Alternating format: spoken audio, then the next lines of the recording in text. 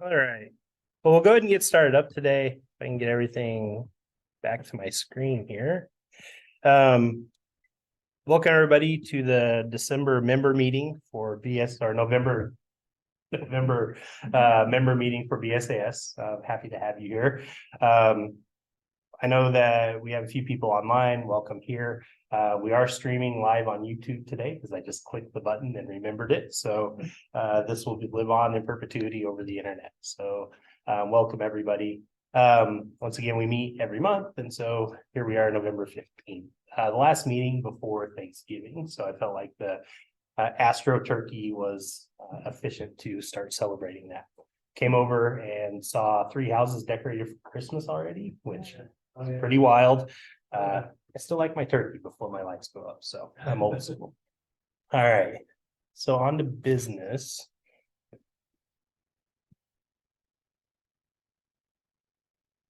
Oh, wait. Dude, old school. Yeah, I just changed the batteries. Well, nothing's moving, that's why. All right. So on to business. We'll go and get started. Hopefully everybody got a chance to look over the newsletter and check out the minutes from our last meeting, as well as the last board meeting that we had. Anybody have any questions in regards to the happenings of the club over the last 2 meetings? Anybody online? Looks like we're all good. Keith, did you get a chance to check on members? I did not. We have been getting a steady stream of new members. So Yeah, that's good. I just don't have the total count. last month we were at 162. So yeah. You have one visitor here. One visitor, welcome. Happy to have you. Nice to meet you, Ken. Where are you from? Nashville? Just happened to come on out, huh? Yeah, I've been here for over 70 years, so Nice. I'm familiar. I've been up to Dyer several times. Oh, very cool. So you've seen our sky go from okay sky to what sky? Yeah. Well, that's cool. Well, welcome. Hopefully you enjoy yourself. If you have any questions, definitely reach out to one of us. Theo isn't able to be here today. She double booked herself. It's working now. All right. But she sent me the numbers of what we have in the bank.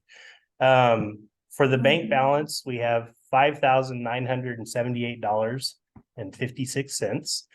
And $42.84.87 of that is in savings, and the rest is in checking. PayPal, we have $363.08, and we have some cash from the sales of our solar glasses of about $73. So we've got a little bit of money, as Theo sent in her message.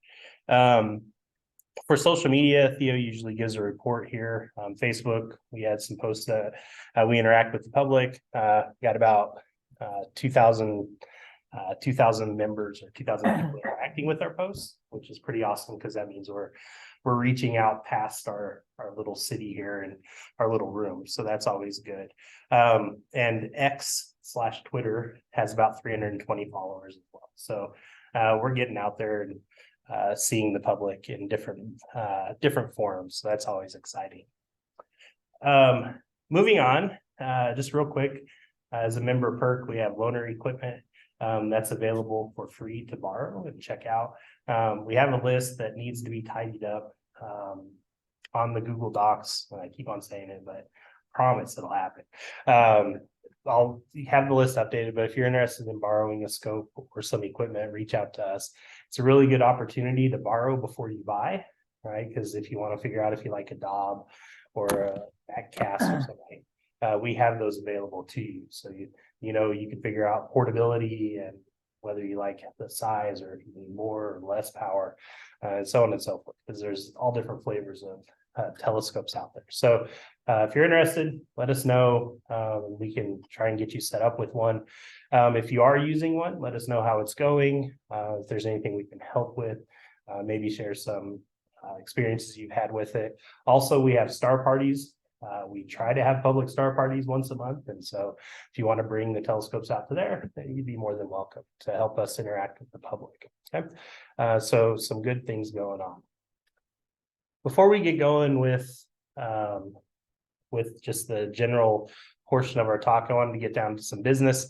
Upcoming in 2024, we do have a spot open on our board for vice president. So if anybody's interested in helping out with the board or doing some more for the behind the scenes work for BSAS, let us know, info@bsasnashville.com, or come up and talk to us. We can chat with you. We'll probably have another email going out later in the week or later this month, kind of getting more into the nitty-gritty of that. And then also, as it turns out, the meeting venue may be changing next year. So we're looking into other options besides the Girl Scouts, because a little bit of a price rate increase, that it's gone up substantially more than we were expecting. And so if anybody has any suggestions on places to meet. Yeah. I'm a teacher. I was witness. I'm thinking maybe the Green Hills YMCA. Do they have abilities to meet like in the evening and stuff like that? Yeah. Oh, cool. Well, maybe we'll reach out to them too and see if there's any like opportunities out there. Yeah, well, I'll ask also. Yeah, that'd be great. Thank you. Yeah. They just- We also had the new Bellevue Community Center. Had rooms. The where? Hi. The party can start Where's it at? right here. Community Center near the hockey rink for the Oh, okay. Predators I practice. live right down there. I didn't even know that was out there. Yeah, well, it's on the hill above the shopping center. Okay. And, they had a mayor's meeting out there not too long ago, and it said that they had rooms that were available Oh, for groups. okay. Well, thanks for letting us know. Yeah, that's a good couple leads. There is a chance that we could potentially meet at Dyer Observatory as well. But we're still working out like what would happen if snow and ice were to come, because it's on a hill. Isn't dark, well, traditionally it was kind of closed to the public from about now till. March. Yeah, so that was the question. So we're still working out the kinks, but if we could find, it's been floated to find a place for the winter months and then just meet. Like we're going to Florida during the week, right? So we're still working out the kinks, but there is a good chance that we'll be changing venues at the beginning of 2024, and we'll keep you guys apprised of that for sure. I just wanted to let everybody know. That used to be a pretty good place to meet. It's nice. Yeah, it sounds like they're very welcoming, and so they're excited to have us there too. So just got to work out the details, the nitty-gritty behind the scenes. So but stay tuned for more information about that coming as well. Moving on, first off, welcome to friends and visitors and members and non-members alike. Happy to have everybody here. Just our usual where you can find us. We're at bsasnashville.com. On our website, you can find quite a few bits of material. On here, we have places where our next public star party listings, we have next meeting listings. There's a public star party on here already listed for 2024. So we're thinking ahead. So if you want to put it on your calendar, I believe it's at Warner on the 20th of January. I can't remember, whatever that Saturday is. So you can find that. Anytime you want to go out stargazing, take a look at our website, because on the bottom here, we have this clear sky chart. The darker it is, the better the visibility. So right now, this was taking an hour and a half ago as I was scrambling to put this together. Notice it's nice and white because there's clouds in the sky. Conveniently, I went to Stellarium on the web and it didn't show any stars. And I went, well, maybe that's a new feature that it detects your weather, but I don't know if that was just a glitch in the system or not. But it's a pretty cool chart. I'll tell you what you could potentially expect to see outside. So the darker, the better. Another thing on here, we have the Hatch Show print that's still available. We've, still have a few left over from our 90th anniversary. If you collect Hatch Show prints, they made us a special stencil down here on the bottom. You can see with people looking through the telescope, which is pretty cool. So we're the first edition of that. I don't know if they've used it in the past, but or since then, but we got the first one. Also, not bad to be used for a Christmas present. Fitting into today's talk. I believe it's $25 with shipping. So Theo will wrap it up in a tube for you and send it your way. and you can purchase these on the website. There's a link that'll take you to a PayPal, so you can do that.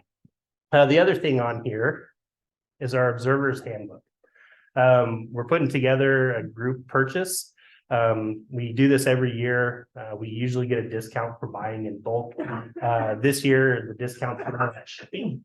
So if you buy it separately, the shipping can range anywhere between $7 and $20. So we can get them for a flat rate of 30, which includes shipping, and they'll be delivered in December. And so if you're interested in a RASC handbook, there is a link on the site where you can click and it'll take you to a PayPal site. And so you can just order it here. So we don't have to worry about having correct change and stuff like that. Yeah.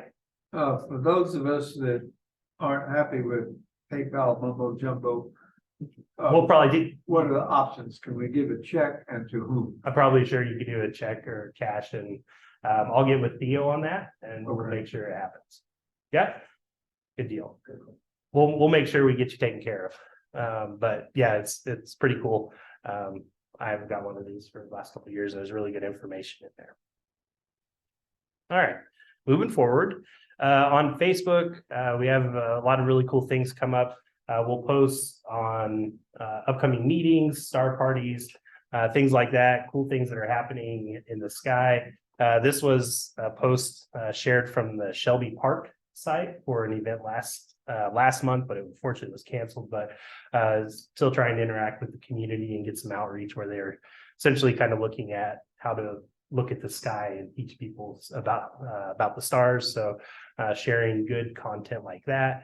On Twitter, we often share stuff from Dark Sky. It's kind of our Theo's pet project, and it's kind of something that's really important for us.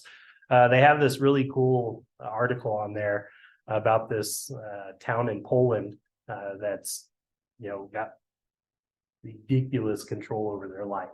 Apparently it's like an astro mecca, right? Like, you want to go see the sky, go here. And so it's a pretty cool article if you wanted to take a look at it. It was all about reducing light pollution. And so if you ever wanted a trip to Poland, there you go. It's a pretty good place to go. Instagram, Steve's been working with us to get stuff up and around. The top two are regarding star parties and then tonight's meeting. The one on the right, nice nebula. And so there's a chance that might be Steve's image or another member. But if you do photography and you would like to get your work out there, just share it with people, let us know, info@bsasnational.com, or send it to our Google groups, and we can share that for you. And so we're always excited to share what people are interested, or what our members are doing, what they're interested in. Speaking of Google groups, if you're a member, you get access to the Google groups here. It's essentially a big mail server kind of thing, where if you wanted to reach out to the members that have of the group that have signed up through here, if you put a post up, everybody will get an email. So like, hey, who's going stargazing tonight? Or does anybody want to go stargazing tonight? Or has anybody seen the sky tonight?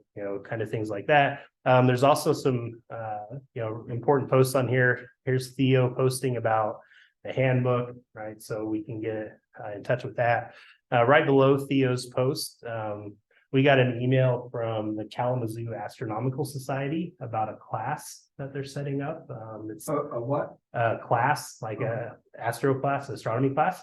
And it's free, and it's 5 meetings over Zoom. And so I signed up for it to see what it is, but it's a pretty cool looking program and opportunity. And I'm total nerd and I love my information. So I was pretty excited to see that, but we'll see a lot of these things come through here. Pop-up star parties show up here. So it's kind of the place to be to figure out where things are going, and activity's starting to pick back up. We hit a lull during the pandemic, but we're starting to see more and more posts, which is exciting.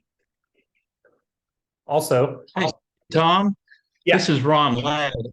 Quick update of that Kalamazoo course. Back during the pandemic, I stumbled across them and attended some kind of lecture that one of the guys gave, and it was a pretty good thing. So I can probably recommend that. It'll probably be pretty good quality. oh, good deal. Yeah. Well, that's awesome. I've heard it's really good. And I think that it was off or out for a little bit and then it just came back on. So it'd be pretty exciting to just kind of sit amongst people excited about the sky. So well, cool. Well, thanks for that, Ron. I know also you've been hosting some private star parties at your place, so much appreciated. Thank you very much. It's always a joy to get out of the place. All right. Also, if you're a member, don't have access to Google Groups, let us know and we can get you there. Clicking around on our website, we have a discussion board in the upper left that I didn't know takes us directly to here. So now I no longer have to search Google Groups BSAS. Click the link, it'll take you there. If you're signed in with Google, it'll jump you right in. If you're signed in with Google and it says you need the access, then just send us an email and we can let you in. But it's a pretty cool feature that we have. Continuing on, we run our membership through Night Sky Network. And so if you're interested in becoming a member, you go to Night Sky Network and sign up through them and then come back to our BSAS website, send us the PayPal and we'll get you started and going. Through Night Sky Network, there's quite a few other tools besides us running our club through there. They have a lot of really cool articles. Today, there was one about Uranus and its position. It's conveniently right now, right between Jupiter and the Pleiades, like almost smack in the middle. So if you wanted to find Jupiter, if Jupiter's on your list, wait for the clouds to part and then go look, because it looks like it'd be a pretty cool picture. And then I also saw this on there. It was an article somebody shared about their Halloween adventure. And they essentially did sidewalk astronomy. I'm like, that is an amazing idea. Right? They set up a table with a scope out there and had candy. They had a little rover out there. They always have a planet out there, so things to interact with people. I never really thought about that. Like, that's a pretty cool way to interact with kids and get out, do some outreach to set up an astronomy table. So I never thought about that. So maybe next year I'll do something like that, but pretty cool regardless. All right. Also on the Night Sky Network, things to look at in the sky. So this is today, obviously, right? Like I said, I was scrambling last hour or so.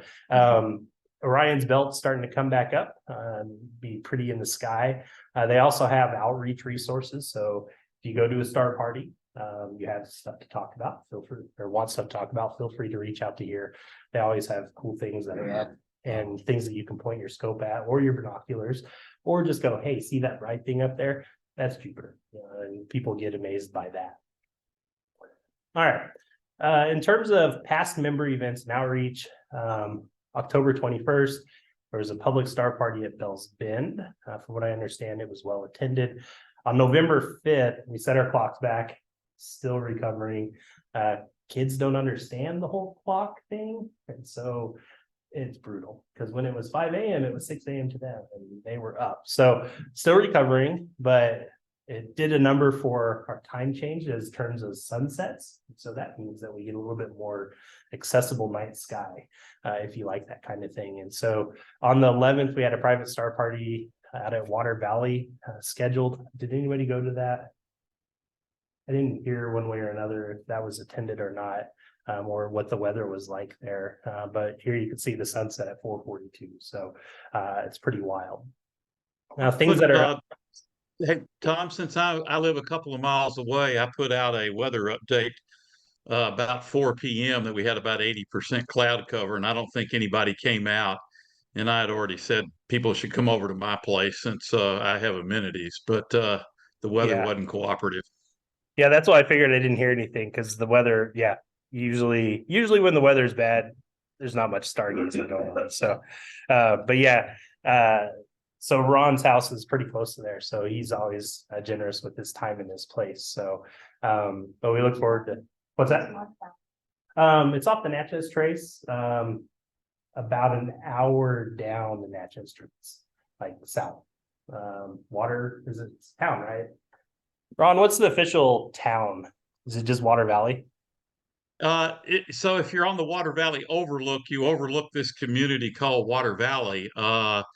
Sometime within the last year, it got a little publicity in the Nashville news stations because it was quote unquote for sale as a whole town.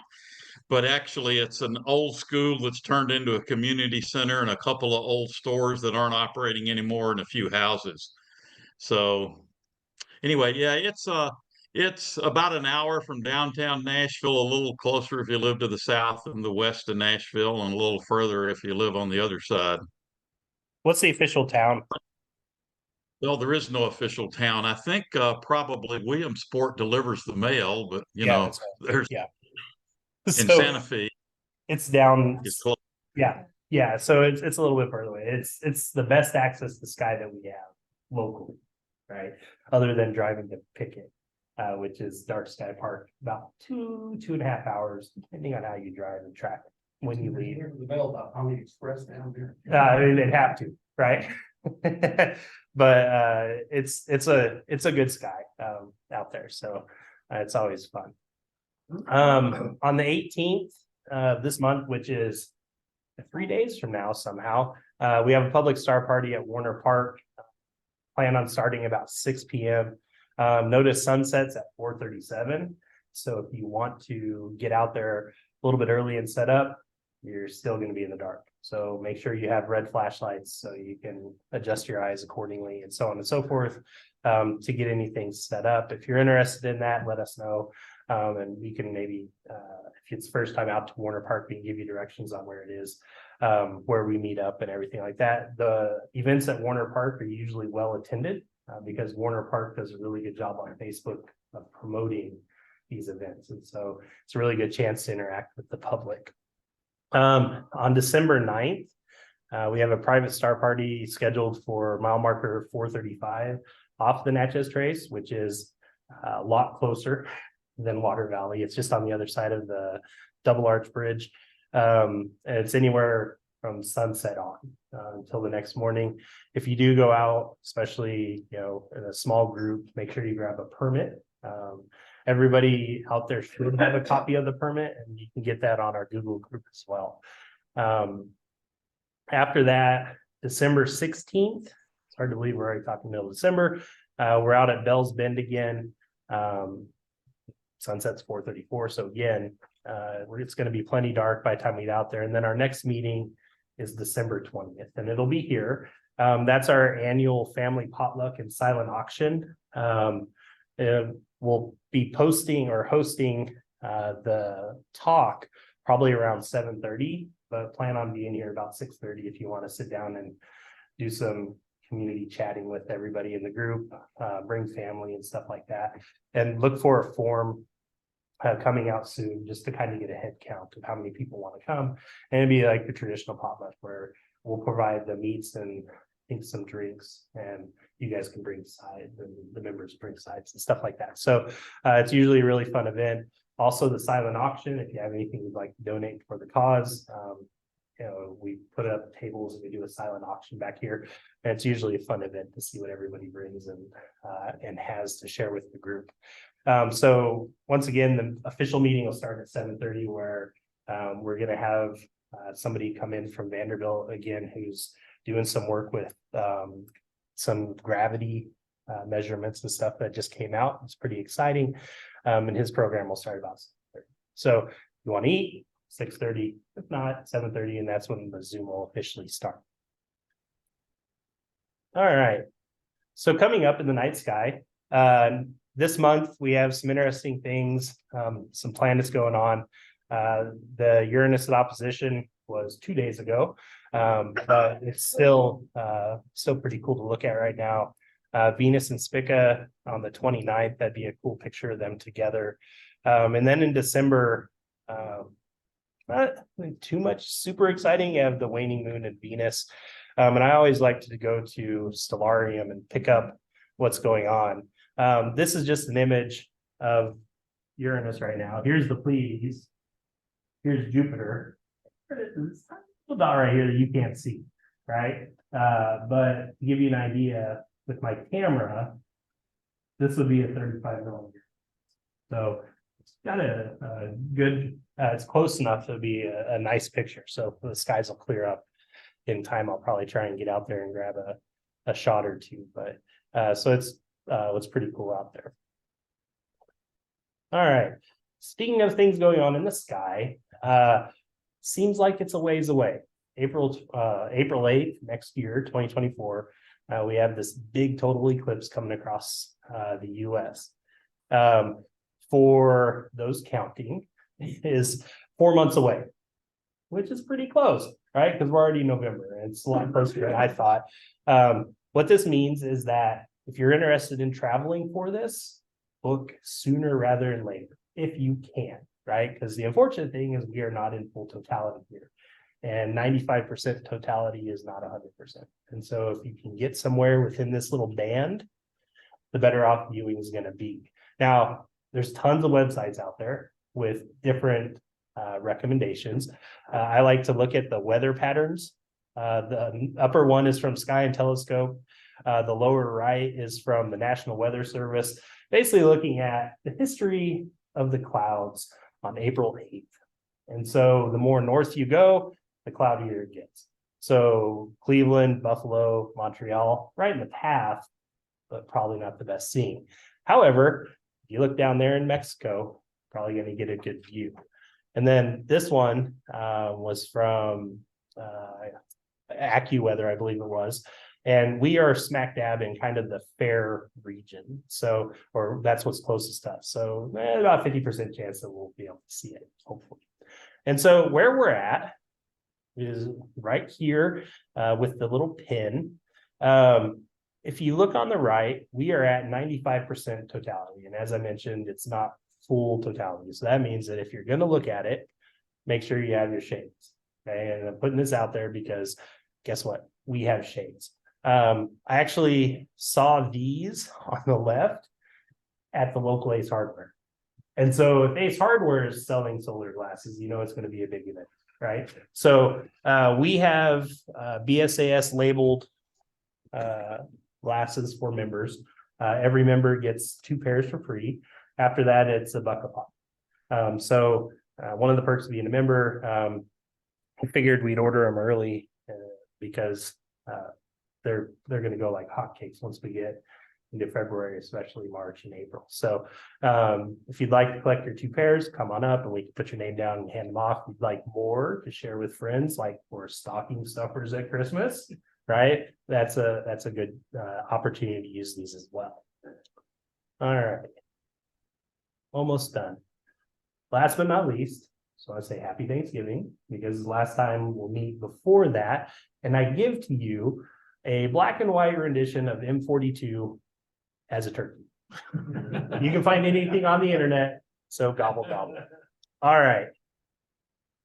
With that being said, tonight's speaker is Keith Rainey, our very own. He'll be talking to us tonight about things for Christmas. So Keith, you want to come on up? Right, left. Don't laser the screen because it'll reflect off the blind. Okay. Well, let's see. Yep. All I want for Christmas are astronomy toys. So we'll go through just a bunch of different things that you can get for Christmas, all the way from little kids to big kids to in between stocking stuffers and everything. This is based on a presentation that Dr. Buckner did, and I kind of took over and kind of added some stuff, removed some stuff. And before I get started, I wanted to say one of our favorite places to go to buy astronomy stuff was OPT telescopes, and they've gone out of business. So bought more stuff. Yeah, we should have bought more stuff. So I had to scramble around to find stuff where you can get stuff, and Gina Astro took over the web portion of OPT's business. So you'll see me reference a Gina Astro, but if you've never heard of it, it's just that they've taken over from OPT. So we'll start off with telescopes. And telescopes for the kids or grandkids. You know, you don't want the kids or grandkids playing with your $5,000 telescope. So we'll start them off small, something that they can handle, something that if they're interested in going out, doesn't take a long time to set up. Because if you have a telescope that takes a while to set up, by the time you set it up, they've lost interest. They're back in the house. So Orion has a couple scopes for kids. And I'll mention a lot of these, and I have links to the websites at the end of the presentation that you can write down. I'll also share them on the Google group. Okay. We have the Go Scope 70 millimeter refractor for $109. Includes a couple eyepieces, a finder scope, a planisphere, moon map, and backpack case. And then the Fun Scope is a 76 millimeter reflector for $80. And it's more of a tabletop or picnic tabletop sort of place it on the tabletop and set it up, and you can go and look at the sky. Good for moon viewing, good for bright objects like planets. Includes a moon map and 2x Barlow lens. The Celestron has an 80 millimeter travel scope, another good starter scope. It's $140. Includes a backpack and a couple eyepieces and a smartphone adapter. So I don't know how that would affect the balance of the scope, but you could certainly. Question, Yeah. these pictures show a tripod. Is the tripod separate or is that included? Part of the package? part of the package. Okay. Hey, I bought a Celestron 70 millimeter travel scope because I was going to be on the road for a lunar eclipse and wanted to have a little magnification. And the tripod that comes with those things is really pretty flimsy unless you have everything all the way retracted like you got there, in which case it works good as a table scope. But if you extend it out, it's pretty flimsy and moves around a lot. Okay, good to know. Yeah, and of course, these are starter scopes, so they're not going to be, you know, the most stable, the most, you're not going to be able to see deep sky objects with them. And Yeah, but the one I had, it worked fine if you just kept the feet not extended, and then you just put it up on a picnic table, and it worked fine, and it was good. It was adequate for what it would do. yeah, I also want to just add to this, oddly enough, Best Buy had a solar version of this, and it was knocked down to $80 the other day, and I grabbed one. oh wow, And so like, if you're, interested in getting a little bit closer of a view of the eclipse, right? Like, look for those deals because they went into peak right before the annular eclipse, and then they went on sale. And so you may be able to get a good deal on a solar version of this. And it's literally everything there, except it's got a permanent solar cap on it. So, oh, that's good. yeah. So you kids can't. So it doesn't Yeah. fall off or Yeah. they take it off. Yeah, so that's out there too. So if people are interested. Good. Yeah, I didn't see that for this. So thanks for Yeah. bringing that up. Yeah, I'll put it on the link. For teenagers, Dobsonians, got a couple shown here, the Orion SkyQuest XT6 on the left, the 6-inch version, and the 8-inch version on the right. 6-inch for $500, includes everything you see there, 25 millimeter eyepiece, a Barlow lens, planisphere, moon map, and more. The XT8 sells for $700, and there's a go-to version that sells for $1,500. They used to have a kind of a starter kit, but I couldn't find it on Orion site anymore. So it's the XT6. We'll get you in, like I said, for $500. Something, a Dob is something a teenager can carry around on their own setup and get going for not too much trouble. Small go-to Schmidt Cassegrains are good scopes for teenagers. Meade and Celestron make a variety of nice go-to systems for as little as $350 up to $3,000 that would be suitable for a teenager. Now, if you want to give a teenager a $3,000 piece of equipment, go ahead. I personally would not give mine.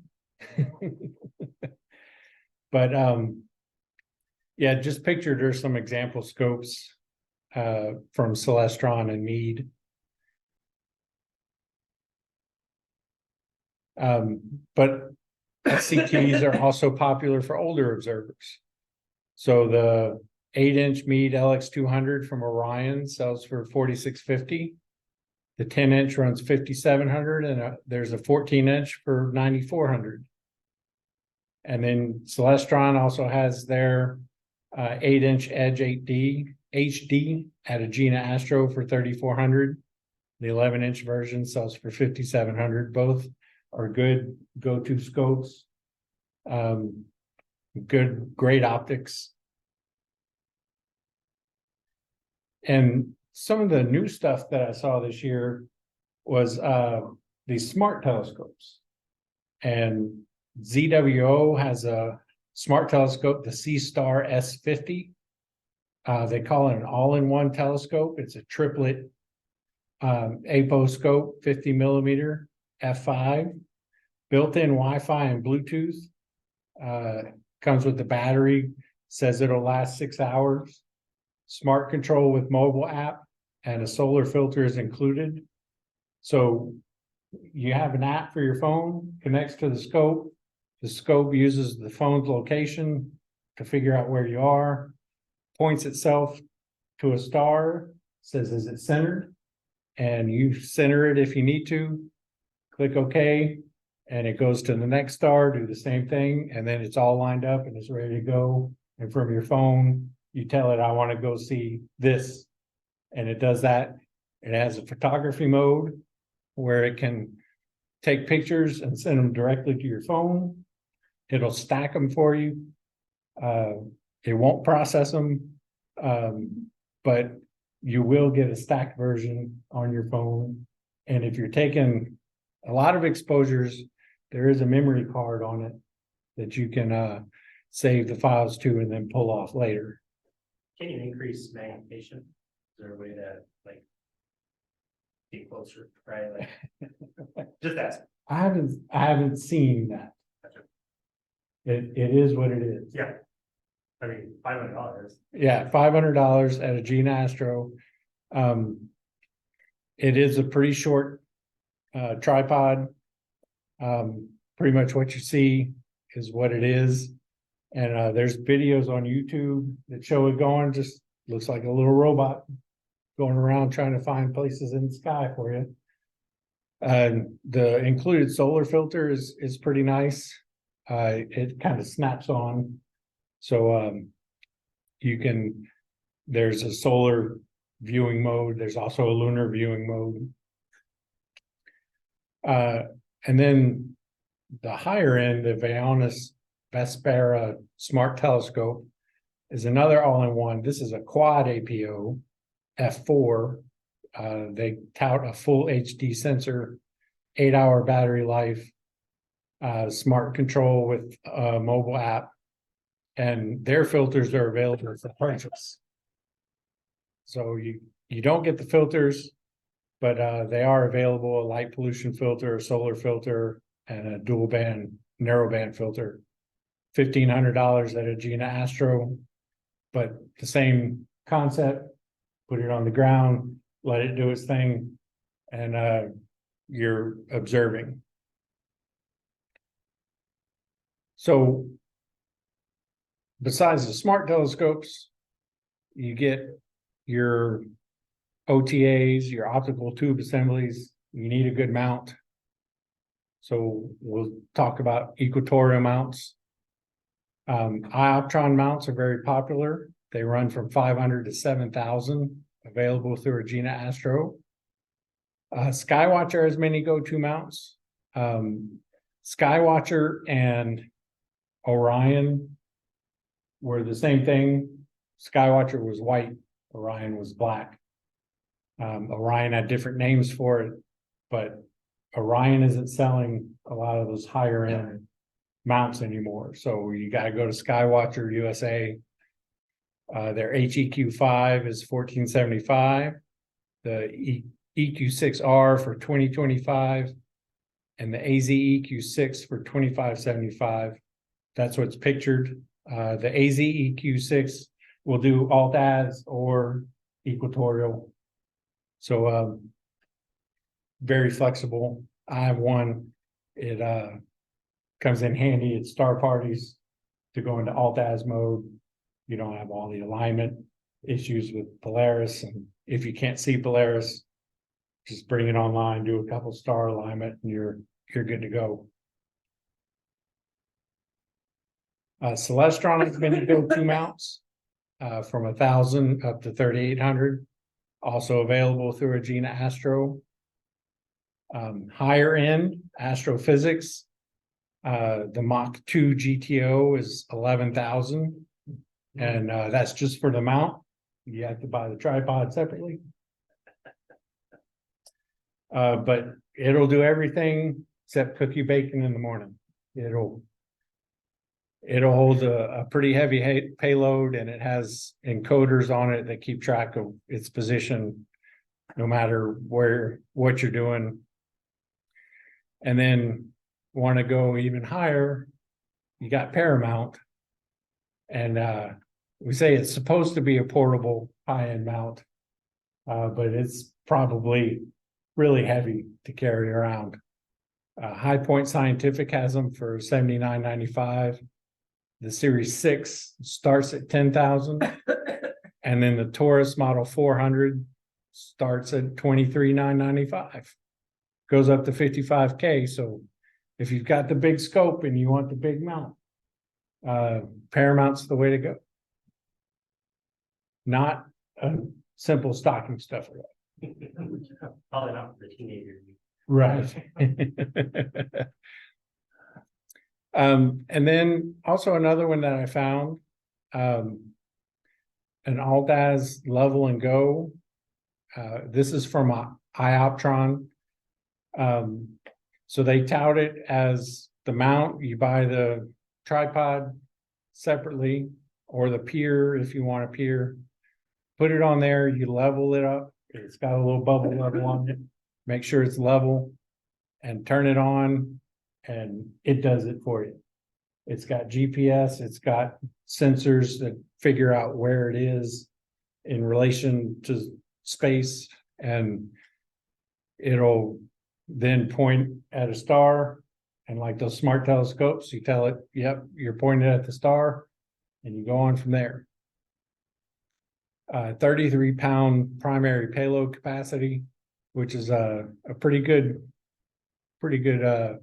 capacity. Zero backlash driver, built-in Wi-Fi, built-in GPS, 13 pounds, which is also pretty good. And 1288 at Agena Astro or High Point Scientific. Like I say, it does come with a battery. It says 10-hour use. I'd take that with a grain of salt. 10 hours, maybe just turn it on and leave it for 10 hours and the battery will last. But once you use it, I don't know if it would last 10 hours, but Especially 12 degrees outside. right. But it would at least, I'm sure at least last a couple hours for a couple hours of enjoyment. Just to take it out, view a few things, and then bring it back in. Stocking stuffers.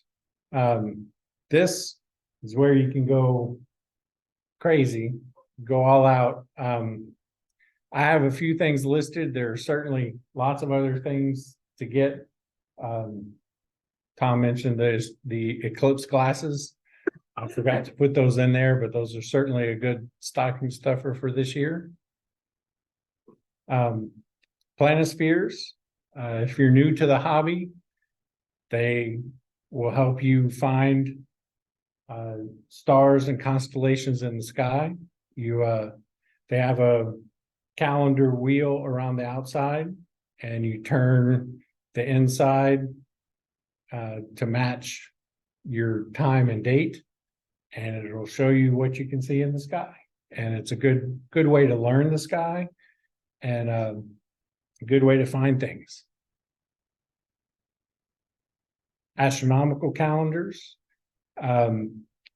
Most of these are under $25. I found them at Amazon, except for the lower left one. I believe that's at the Planetary Society, I believe.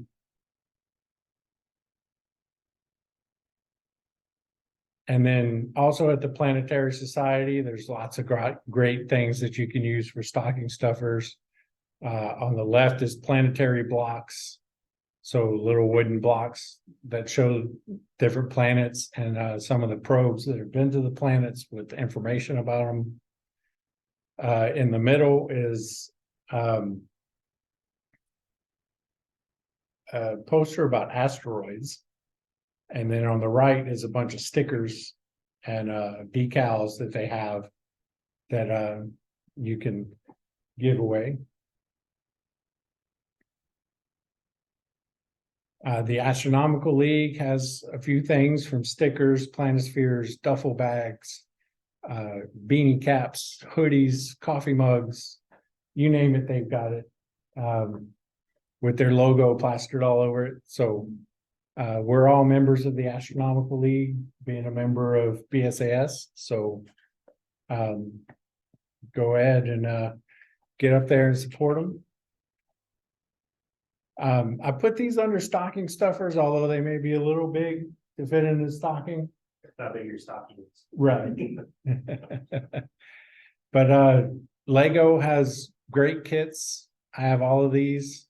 The ISS, the Apollo moon lander, the Space Shuttle Discovery, and the Saturn V rocket.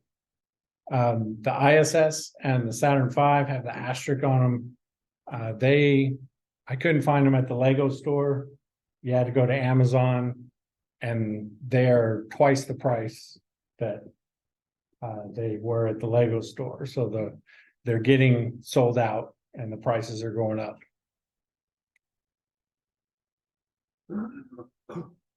A couple things that Tom added. Little orange stickers that fit on the back of your phone. He I was has gonna say, demonstration.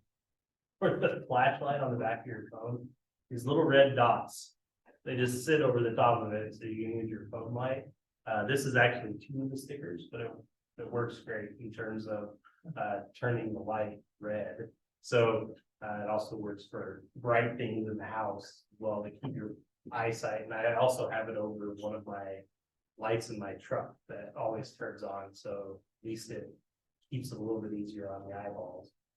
Yeah. So, yeah, they come in handy, $8 for 32 stickers, so it's not bad.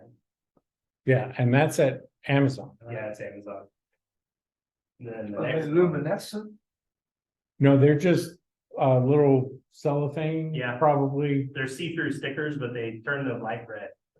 Look, they what? Turn the light red to keep your night vision. Oh.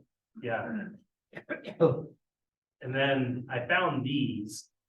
These are these little red keychains. You can see, and they're actually really helpful. I have a couple of them laid around the house when I have to go into the kids' room to find their pacifier or something. So threw them on there because they make great stocking stuffers for astronomy, especially if you're out trying to find stuff on the ground or something like that. Yeah. Yeah, it's always interesting trying to find red flashlights. Yeah. So good stocking stuffer there, pack of 6. One purchase of $7 and you got 6 stocking stuffers. So, you can get astronomical apps for your phone. You can get somebody a card for the Apple Store, for Google Play. If they have an Android, I have an iPhone, so that's the screenshots you got.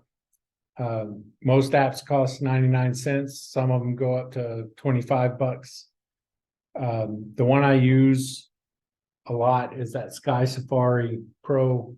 That's the one that's $25, but it does a lot for you. The one in the middle is an app that'll show you the position of Jupiter's moons. Kind of a neat thing, you can flip it horizontally or vertically so you can get the view that you have through your telescope and see the moons instead of trying to figure out in your head, well, is this Io or is this Ganymede? Which one's which? It'll let you flip it for your telescope view. And on the right is a weather app, Astronomics. Does pretty good. It's like the clear sky chart on our webpage. It has that section in the middle. The white is bad. So the darker it is, the better. But that one's another one. I believe it's free and you can buy a membership or you can buy stuff to remove ads or whatever it is. But it's not that much. And then another accessory is eyepieces. And those can go to any price range. Decent Plossel eyepieces will cost $50 to $125. And the high-end Teleview Ethos eyepieces can be up to $900. That's what's shown here. You probably want to stay away from the cheap $25 eyepieces. They're not going to really offer you any better sights. You'll see a lot better, a lot clearer through those $50 Plossels than you would. $900 come with its own counterweight set. That's heavy. Yeah, those are heavy. On the other hand, if you're gonna drop the eyepiece on concrete, it's better to drop the cheapest eyepiece. Yeah. That is true. $100. That is true. The cheaper ones are good for star parties with kids and people putting their hands all over them. And who knows what else. You need something to carry your eyepieces in. So there's a lot of different eyepiece carrying options.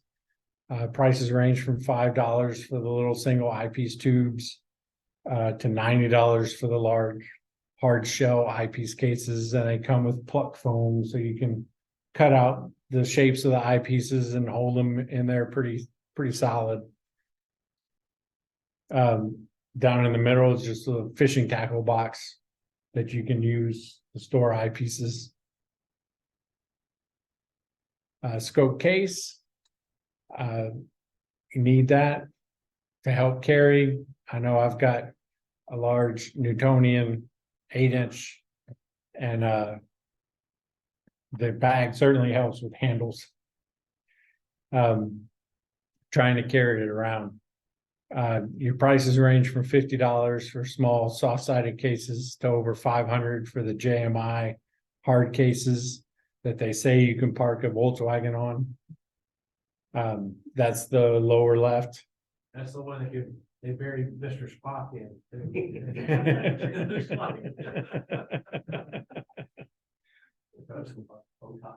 Yeah, it does. Yeah. Maybe that's why it's so much. It comes from Star Trek. There you go. And then the cloak scope will help protect your scope from dew while you take a nap. If you're at a overnight star party, taking a nap during the night or during the day, help protect your scope. Just cover it up, keep it a little cool and keep the dew off of it. Filters are good. All different kinds of filters. You've got sky glow filters from 110 to 300, color filters for less than 50. They just kind of enhance the colors of planets or add some color to nebulae if you're looking at it, but usually those are too dim to bring out too many colors. Usually it's planets or something you're bringing those color filters for. Moon filters go for as little as 30. while full aperture solar filters cost 70 to 170, depending upon the size of the scope and whether you get the Mylar filter or the glass filter. Moon filters are nice, because you've ever looked at the moon through a high power eyepiece without a filter, it's pretty bright.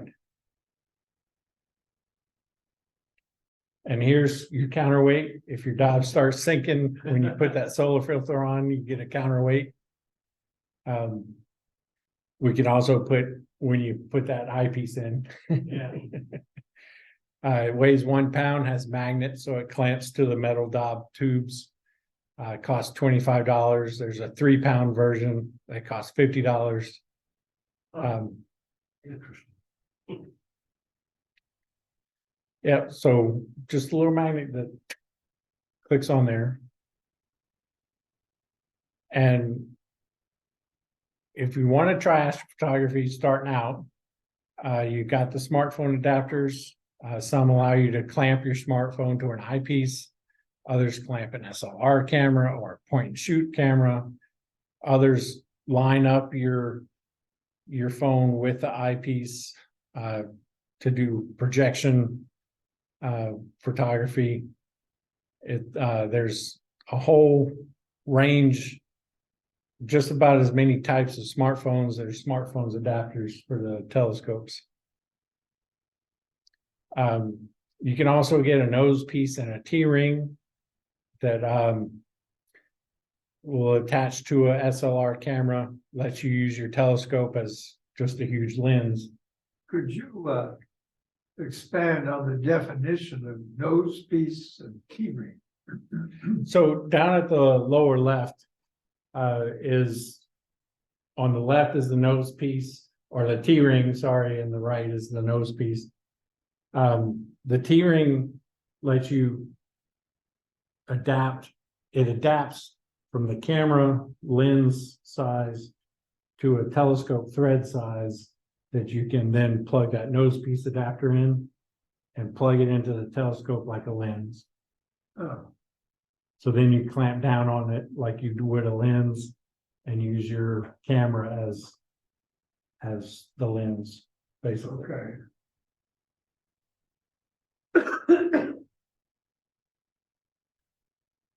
For astrophotography, you want a steady mount and power.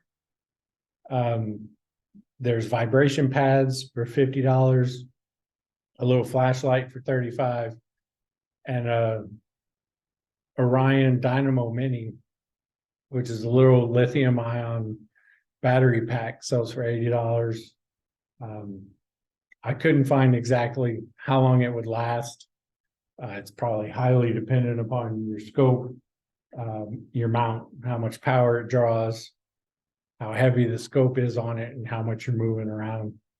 So, but probably enough to get a little enjoyment, a couple hours at least. You also need good focus. So the Hartman Batten-off masks, the price depends on the aperture of your scope. They sell for $15 to $70 for up to 10-inch scopes.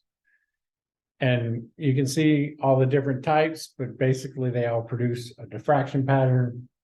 And the star would look like the bottom picture, a little X with a line, and you center the line in the middle of the X. And when it's centered, you're in focus. And don't forget to take the mask off before you start doing the rest of your reserving, but It does produce nice pictures though, a whole bunch of little aspects. interesting pictures, yeah. Yeah. When you get that first picture, you're like, what is going on? Not that I've done that. No one does. And then astronomical software to make your computer a planetarium. There's payware and freeware software. The SkyX, the one in the middle is the high end at $350. Stellarium on the right is free. You can download that. You can even go to the website, not even have to install software. And Starry Night, which is what I use. to help plan out a night's observing. And finally, a good stocking stuffer is membership to BSAS or the Adventure Science Center.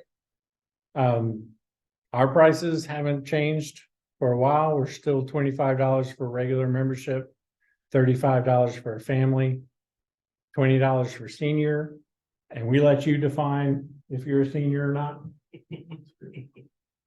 And then $15 for a student. And then memberships for the Adventure Science Center, what I found started at 105 and they go up to 415 for family and guests and all kinds of passes that you can get. And then dealers, the links don't show up very well on TV. But Orion is at telescope.com. Agena Astro, Astronomics, High Point Scientific, and then the Astronomical Society, the Pacific Planetary Society and Astronomical League. And of course, I had Amazon on there, but everybody probably has a link to Amazon. So that's it. Lots of stuff that you can get, lots of money that you can spend. Another great spot is to look at like Cloudy Nights classifieds. Yeah. They pick up stuff. My wife's gotten me 2 eyepieces this month that she doesn't know about. That's very nice of her. Yeah. Those are the best. You gotta wrap and put them with the president and be like, yeah. Yeah. Probably always find something I was looking for somebody else. Yeah. Yeah. Yeah. There's always good sites. Well, I know. Did you say that third from the bottom, the Astronomical Society of the Pacific went out of business? No, that was OPT that went out of business. The Oceanside Pacific Telescope, Oceanside and Pacific Telescope, I think that's what. So it had Pacific in the name, but it's not. Not the Astronomical Yeah, Society, okay. right? Well, that'd be fun. If that thing went out. Right.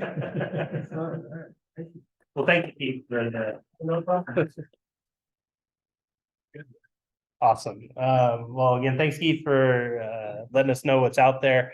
I'll post the links to all these up on Google Groups. Maybe we'll set up a thread of like cool things people find so we can kind of keep everybody in the loop of, hey, this would be a cool, check out this toy that I found or whatnot. But we'll make sure we get some updates on the Google Group member board. Does anybody else have any further questions or business to attend to before we check out for the evening? I've got a point of interest. Okay. For whoever's interested.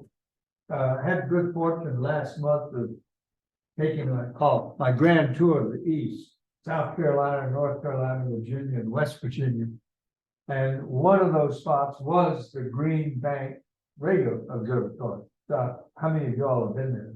Oh, yeah. Okay, well worth it. It's fantastic. You go up there and you have to park your car in a certain area. You can walk up to them, but they don't let you drive. And you have to turn off, leave your cell phones and all electronics, but they will put you in a diesel vehicle that doesn't interfere and take you right up to them. And the museum they have there is really excellent. They got a real good introductory talk that they give. And I urge anyone that's going to be in the wilds of West Virginia, it's well worth the trip up there. Oh, so you saw that old Jansky radio color? The what? You saw the old Carl Jansky radio? Oh, yeah, they actually have that very first radio telescope. Looks sort of like the midsection of Orville and Wilbur Wright's biplane. And it's like, what? And you think, well, that's just how it started out, He had that, in case you all don't know, to try to help Bell find out what was causing this interference on phone calls, and they discovered that, it was a lot of atmospheric of lightning, things like that, that there was something coming from outer space. And he pursued it. They weren't interested in helping him once he discovered what it was, but they've got models of many other radio telescopes. And then the big moms, the Green Bank Telescope, which is the largest movable object in the Radio world. telescope, yeah. About like 18 million pounds, about 50 stories high, and fully adjustable, rotates on tracks, and goes up and down and tilts. And That's the telescope mount you want. Yeah. That's the telescope mount. Yeah. For some reason, it didn't make our Yeah. list. Heavy duty.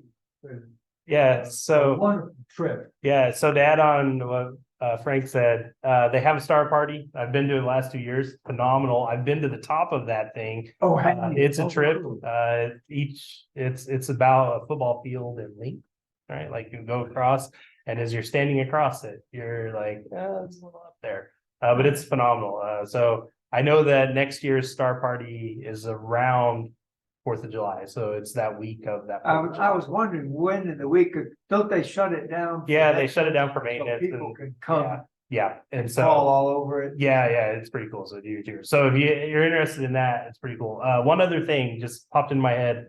If you're looking for a place to do observing for the eclipse, I signed up to go to Carbondale. SIU's hosting an event at their football stadium. And if you want to bring your equipment, they have a little private lot off to the side where their practice facility is. It was only like $25. And so it was a place where it's not too far of a drive. And yeah, so I know that places are kind of running quick, so I can get up in the morning and make that drive and not have to worry about finding a place to stay. So, but that being said, I'm sure places are selling out quick. The little town of Jackson, Missouri, where I used to live, I'm like, oh, it's right in the path. And looking at the Holiday Inn that's on the interstate, it went leading into days. 140 was Wednesday, 170 was Thursday. Friday started to go up to 250. I think Saturday and Sunday were each in the 400s. And I think Sunday night was 550. Wow. So room rates are going nuts just because of demand. So if you haven't started booking, start looking now. All right, good stuff. Well, if anybody have anything else? All right, well, good deal. Well, thank you everybody for coming tonight. Once again, have a happy Thanksgiving. If you're traveling, be safe. Make sure you eat some good turkey. Enjoy your time with your family. All right. All right, take care, everybody. See you guys next week. Mhm. Oh, if you want glasses, I got them. Come on up.